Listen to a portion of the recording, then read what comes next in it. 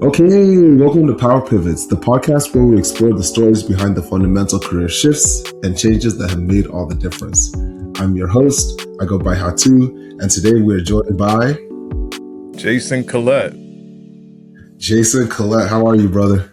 I'm doing well. How are you? I'm doing very well. I'm so glad that we're getting the chance to finally do this. You know, I saw your story. Obviously, I've known you for years and I've known parts of your story, but I saw you highlight it again on social media and saw that. I was like, oh, we got to have him on. So I'm glad we were able to make this happen. No, thanks for reaching out. I saw what you were doing with Power Pivots, and I said maybe one day he'll reach out. So I guess Of they they course. they say things line up perfectly. So you saw the story, you reached out, and now we're here. So I Eh, appreciate it. Exactly. Just the power of social media. It's just the power of social media. But cool. I'm glad that we're here now. For anyone who's listened to the show, you know that we get straight to it, to the PowerPoints. PowerPoints are 3 words or phrases that encapsulate who you are. Tell us a little bit more about your sense of being. So that being said, Jason, what would you say that your PowerPoints are? One would be just focus, like extreme Hmm. focus. That's something that, I've been told that I've always been ever since I was young. Like if I want something, I'm going to go get it. The second one would be, I want to say is grit because, doing the things that I've been able to accomplish just throughout life and my career doesn't come easy. And it Hmm. hasn't always been a straight line. There's been some bumps in the road, but, I just stayed with it and stayed the course. And I would say the third one is leadership. That's another thing that some people have told me, Jason, you're not a loud leader. Like your moves kind of show your leadership, right? I'm Hmm. not one who likes a lot of attention, but I seem Hmm. to get a lot of attention just off of kind of my work ethic, the way I operate, the way I speak, the way I present. So those would be my 3 words. Okay. Focus, grit, and leadership. I love it. And I can't wait to hear how these pop up in your story because I'm sure they will, for For sure. sure. For sure. Okay. They always say that story is told in hindsight, Jason, and hindsight is 2020. So if you humor us, put on your 2020 glasses or the glasses that give you the 2020 vision. Let's look back and tell us a little bit about how we got to where we are today. How I got to where I am today. So, working in financial services, right? It Mhm. was never like this was something I always wanted to do, since I was born, right? Mhm. Just to give a little backstory, I wanted to be in music. Mhm. And then, high school comes, I meet a mentor. She gives me the opportunity to record music, but she says, hey, you got to go to class, Mhm. right? So, I got to go to class, get decent grades in order to do music. But then, I finished high school and I'm working, and going to school part time, this same mentor, her name is Leslie Grubbs, she reaches out and she's like, Jay, I know you want to do music, but you need to learn a skill, right? You need to Mhm. be able to provide for yourself because grandma's not going to live forever. Right. So she gets some information about an organization called Year Up and she tells me to look into it. I look into it. They at the time they only offered technology. I said, I'm pretty good with computers. I'm pretty tech savvy. So I look into the organization and then, I eventually apply, right? So Mhm. that's kind of one part of the story. The second part is my grandfather, he takes my brother and I out to lunch one day and he's like, Jason, I want you to go find out what's going on Wall Street, right? I have no clue how to do this. I grew up in Jamaica, Queens. So knowing Mhm. about Wall Street is kind of far fetched, but he's like, I want you to go find out what's going on. So Year Up just happened to be located right across the street from the New York Stock Exchange and they taught you all of that stuff. They taught you how the markets work. They taught you about back office operations, business writing, and all of that stuff. So it was just things happening, kind of in God's time. Mhm. So the Year Up organization, it was a 1 year program that taught you kind of classroom learning, business writing, professional skills. But on top of that, you got a 6 month internship. And that's how I really started my steps on Wall Street. So I did my 6 month internship at Lehman Brothers, so I still bleed Mhm. green to this day. And Yeah. that's where everything kind of came together. So it started from a mentor who I consider a second mother, my grandfather kind of giving me some information, and then the Year Up organization bringing it all together. Okay. Excellent. First of all, great mentor. right? From making sure that you go to class and then also making sure that you are getting a skill, right? And when these things come together, you can see how those actually set the foundation for the rest of your life, right? And it's hard Yep, to know that when you're 17, 18, and you have an idea of what you want your life to look like and you have a vision for it, but you don't know completely. And it's so important to surround yourself with the right people who can pull you into the right direction. for sure. I'm a big believer in that. Hmm. Mentor, that should have been one of my points earlier is mentorship, because Hmm. that still ring true for me today is, who's doing something I would like to do? How Hmm. can I kind of get in touch with them and get them to show interest in me, right? Because I think a Yeah. mentor also has to show interest in a mentee. Yeah. So you were working while you were doing the Europe program before the internship, right? Talk to me a little bit Yep. about like what that experience was like. Before I went to Europe, I was working at Jamaica Hospital Medical Center in Jamaica, Queens, and Hmm. I think the actual title was called the dietary aide. So I basically Hmm. worked in the kitchen, mopping floors, taking out trash, washing pots, the Yeah. nitty gritty of the hospital, right? We're Yeah. on the Yeah. bottom floor, Hmm. and that's what I did. And that was kind of all I knew at the time Yeah. until Year Up kind of really took hold. It was like, okay, can I really do Year Up and focus and work part-time and try to go to school on top of that, right? So I Right. Right. decided to forego the working at Jamaica Hospital to focus on Europe full time, and that was kind of the path that I chose. It was like, okay, it's I'm gonna try this, and again, Hmm. right, the focus, the grit, right, Yeah. of getting up every morning, going all the way to downtown Manhattan, getting on the E train, riding it to the last stop, and having to get to Wall Street every day. The grit really got me through it. Yeah, absolutely. And that leads to another question, right? When you get into that internship or apprenticeship space, how do you navigate that situation? How do you make sure, obviously, there's just so many different factors that come into play, the imposter syndrome, having to deal with folks who think that you don't belong, just being able to kind of adapt to a new environment. How did you go about doing that? By staying focused, the Mhm. goal. So let me give you a little insight into my first day at Lehman, right? So Mhm. first day internship. So get all the way to Jersey City from Queens. My Mhm. manager, when I first went to Lehman, he takes me in an office and he's like, what do you want from this? And I told him, I Mhm. said, I need a job. Like I can't go through this and not come out on the other end without a job because I Yeah. needed to support myself. So it was Mhm. focus, right? Because Mhm. when I think about the surroundings at Lehman, right, everyone had a college degree or they were in college, right? I'm coming from Mhm. this, training program that's no one's heard about. So it's like, okay, why is this kid here? At that Mhm. time, I'm 19, 20 years old. Why is this kid here, right? How did he get here?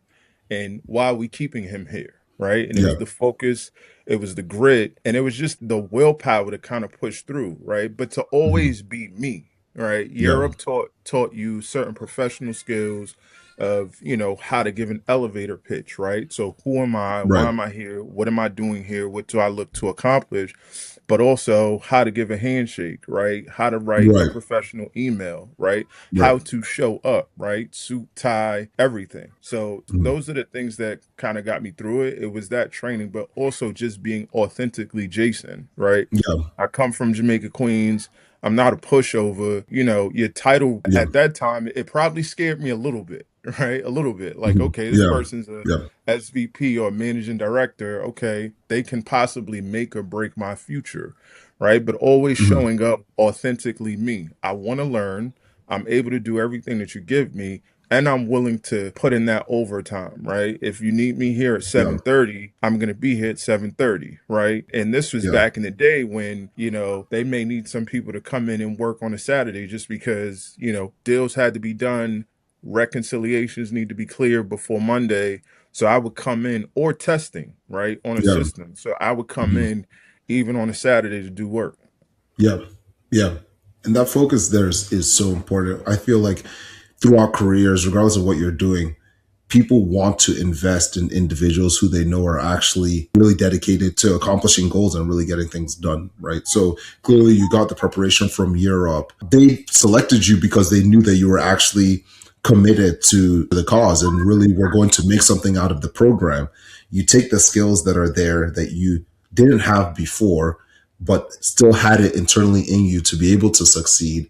And you're able to use that to obviously make an impression on the folks that you're working with, and telling your manager that first day, hey, I'm here to get a job. At that point, if you see someone state a goal like that and make steps towards achieving that, like, you can't do anything but try and help that individual, right? And especially if they're accomplishing what you need them to do, working hard towards it, like, there's no way in most instances will someone want to block that kind of progress, right? So tell me more about the story. So obviously you do the 6-month internship. Sounds like things went well there. What kind of role did you take on? And then how did that like catapult your career from there?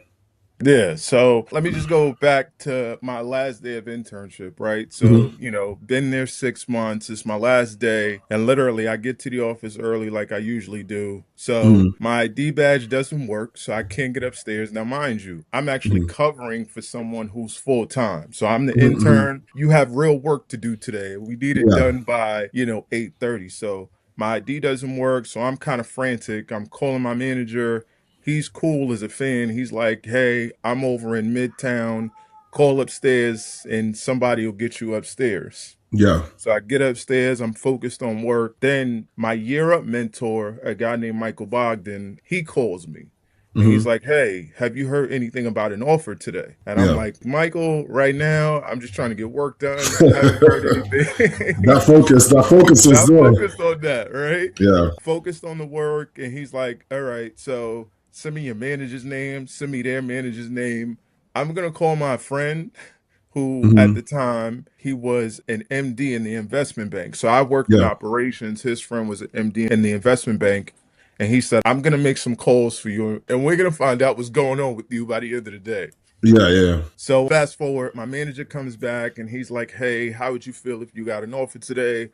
I said, I would feel great. Right. So Mm-hmm. he, takes me out to lunch. Then he's like, come back to the office when you're done. I get back to the office.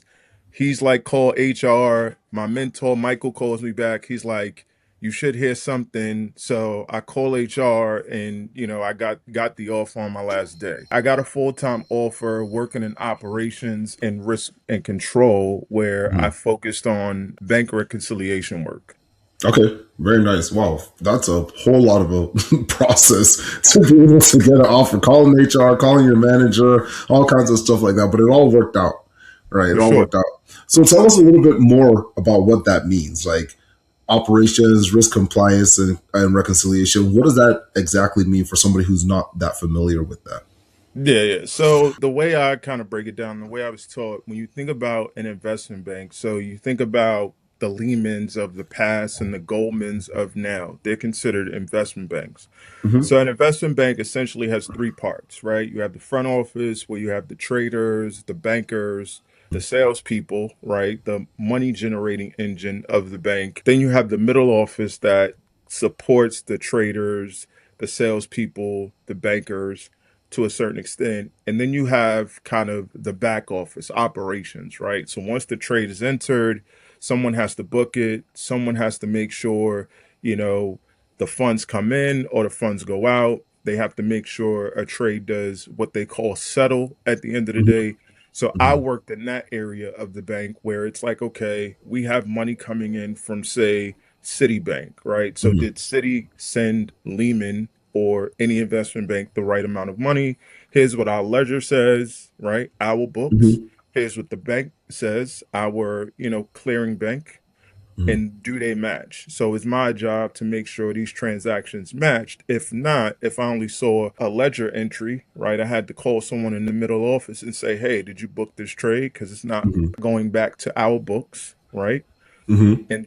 And so that was my job. So it was Yeah. various, it was many accounts. It was not just one. You had different Mm-hmm. accounts, whether it was prime brokerage related and things like that. So reconciling our books, the bank or the broker dealer's books to the clearing bank, what they saw on their end.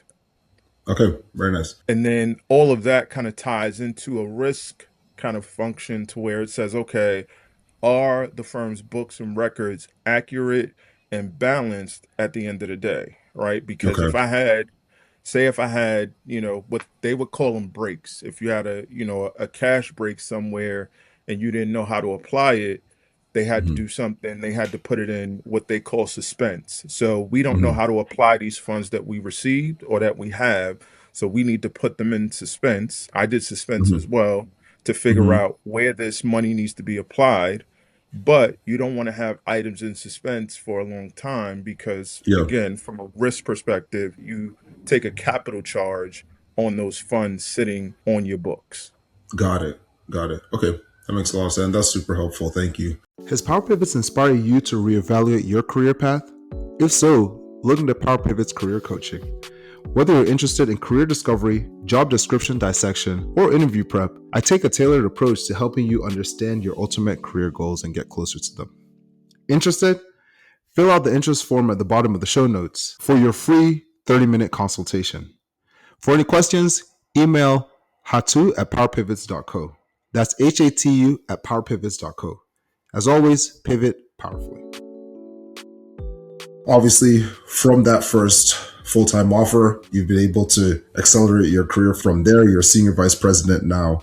What are some of the resources that you used? Obviously, Europe was the initial catalyst and big resource, and along with mentors and developing that network. But what are some other resources that you really used to make this pivot as successful as it has been? One thing I say is I'm always learning, right? So, Hmm. I was able to kind of maintain my career without finishing my undergrad or going the traditional route. So, Hmm. I was working full time and going to school full time. So, I finished my undergrad Hmm. and my focus was business management and economics, right? Hmm. And one of the best classes that I took was a class, it was an equities trading class. So mind you, right, Okay. this is where I want to say it was fun for me because I'm taking an equities trading class and literally everything that my professor is teaching me, I'm like, I know this like the back of my hand. Like Right, right, right. it's to the point where he's like, Mr. Collette, like, let someone else answer the question, right? So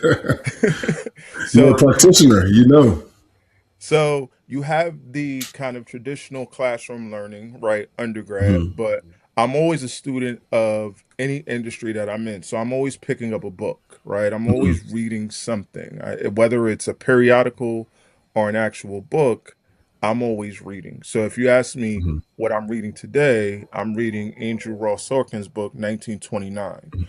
because the way you stay sharp is always being a student of the industry that you're in, right? Right. So it was, learning on my own. It was, mentorship, like you said, right? But it was also leveraging the people that I work with, right? What do you Hmm. do? How do you do it? How did you get to where you are? Yeah. Right? And that's always been kind of my motto, right? Okay, who do I know? What do they do? How can I learn it, right? Do I have to go out and purchase a course, right? We all have Hmm. access to the internet and you can learn anything for Right. free or for not even half the price, more than half the price of what a traditional class would cost at a university. So I think, just being a lifelong learner, that's what's helped me, but it's also looking for roles that will give me the skills that I want, right, or need to make that power pivot. So Yeah, when yeah. I think about it, working in risk and control, right? Started off at Lehman, went to Barclays, trade and transaction reporting in the regulatory scope, did that Hmm. for a little while, went to American Express, a regulatory strategy role. So it's all Hmm. risk regulatory, did that for a little while, went to JP Morgan, worked in AML compliance, right? Compliance, Hmm. risk, Yeah, right? It right, all comes exactly. together, Building it out. Yep. right? And Yep. then I went to go work at a regulator for a little while, right? So going on Yeah. the other side to say, okay, how does a regulator think? What are the questions Hmm. that they ask? Why do they ask these questions? And just being able to get that experience and put it on my resume has led me to where I am today, where I work in regulatory relations and exam management, right? Hmm. I have to deal with very senior people, and they're like, Jason, okay, what do you want? Why do you want it? Hmm. And they're like, okay, I have 100 things. You're going to give me 101. So I have to state the case. I Right. have to be able to negotiate. But I Hmm. also have to say the reason I'm asking you for this is because a regulator wants it. And my job is to kind of coach you to give them what they want so that the firm is not at risk. And Yeah. the one kind of feather in my cap to, a senior managing director is I was a regulator. And they say, Right. okay, so Jason, what do you think the regulator means by this? And then I'll put that regulator hat on and they'll Hmm. respect it. Yeah. I think you said a couple things that are super important there that I want to highlight. Number one, you always have to be a student of the game, right? To be able to advance, to be able to actually make the most out of your career in any industry or role that you're in, you have to be doing work outside of the normal hours that are going to help you build up your intuition and instinct and just like know what's going on. So like you said, whether it's like reading books, whether you're taking courses outside the university, inside the university, like online, YouTube University, all that.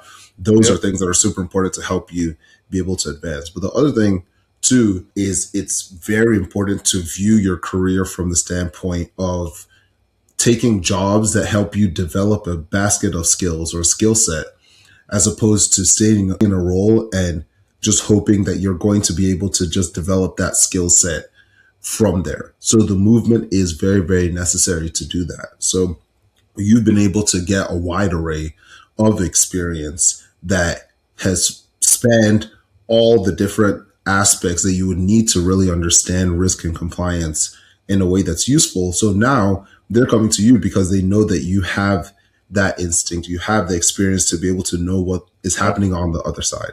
Yeah. What's also very interesting, right? And Hmm. this is for everyone listening. You can be in a certain role now, but I'm pretty sure, most jobs offer you kind of trainings, right? They have free Hmm. training somewhere within your intranet, whether you want to learn project management, coding. The big Hmm. thing of today is AI. I'm pretty sure Yep. your job has some course that you can take, right, on your Hmm. lunch break or on a Saturday or Sunday. You can take that course and put it on your resume because you Yeah. took a course, right? And you had to Yep. take some type of assessment at the end. Take the Hmm. course, right? Put it on your resume, but Yep. take 30 minutes a day to really study and learn it. That way Yeah. you say, okay, I need to learn this skill for my next role. Do it Mhm. that way. Yeah. Yeah. No, that makes a lot of sense. Like you have to use the resources that are around you. Yeah. So, yeah. If you are advising somebody who's interested in getting into risk operations, regulatory compliance, how would you suggest that they go about that path, Jason? Yeah. So the one thing that I tell the junior folks on my team and, any young folks that I come across, right? I think things have become more accessible in this day and age. Hmm. And especially if you're thinking about, a career in risk and regulatory and compliance, FINRA is a, well recognized organization when it comes to the world of financial services, right? You have to get certain licenses. If you want to work in sales, you want to be a trader, you want to be a chief compliance officer, you have to get certain licenses from FINRA. So FINRA Hmm. offers something called an SIE, Security Industry Essentials Certification. And this gives you the basic understanding of the financial industry from how it's set up to the various laws, rules, and regs to the Hmm. various roles within financial services. So if you're young or if you're looking to switch careers and you want to get into banking or finance, take that SIE. It's not free, it's a cost to it. But the key is you don't have to be sponsored by a broker dealer or a bank to take it. Literally, if you're 18 and you're just like, okay, I want to dive into the world of finance, go take the SIE. That's Hmm. everything that I tell the young adults and the younger folks that are on my team. And, if my daughter was, 16, 17, I would tell her the same thing if she wants to get into finance as well. Yeah. And, Fenrir's not paying me to say this, but I think Yeah. if you could land a role at FINRA, you would learn a lot. Like just the way they conduct exams and reviews of the big banks, you Hmm. will learn a lot. It's a breadth of knowledge that you can learn by being an examiner and going to different broker dealers and understanding how they operate. Good. All right.